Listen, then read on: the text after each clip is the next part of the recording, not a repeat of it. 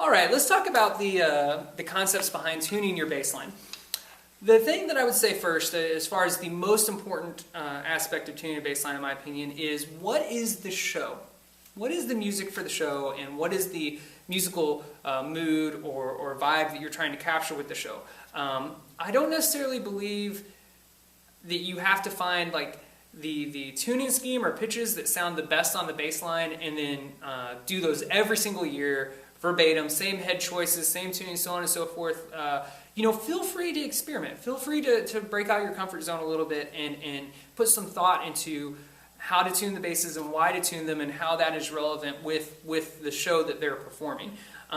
Like for example, if you are in a college band situation, you're doing music of the 70s, you're doing a bunch of rock charts, so on and so forth, you might consider, depending on how the arranging is, tuning the bottom bass more like a kick drum on a drum set, having to have a more muffled impact approach and maybe less of a tonal approach. But then if let's say you're doing a full classical show, you're doing a requiem show this year or something, then you might look at more, okay, well, what is the melodic voice that the bass line can fit within this? And so don't be scared to kind of tweak and adjust your tuning from year to year on the bass line. Don't feel like you have to do the same thing every year. And now as far as that goes, there's a couple different theories. Some people believe that drums weren't meant necessarily to hold pitches, and so you shouldn't use actual pitches to tune to the drums. You should find sounds that sound good on them and that hold really good with those specific drums and go to that. Other people have very specific pitch-based tuning schemes with your interval act relationships, like a fifth, fourth,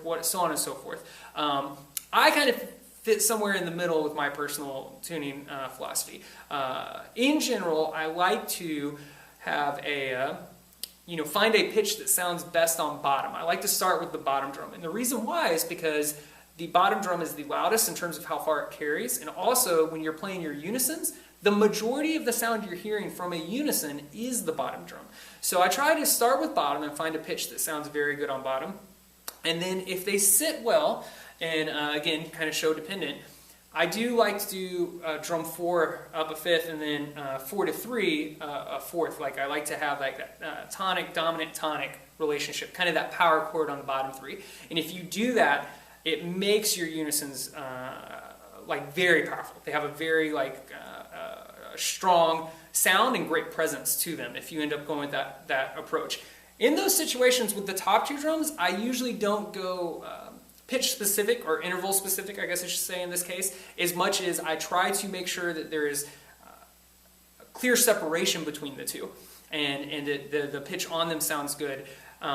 In general, I think that's a good rule of thumb for your bass line whenever possible, is to have that clear sense of separation between the drums. Like if you hear the drum in the distance, can you tell immediately if that's drum 3 or drum 4?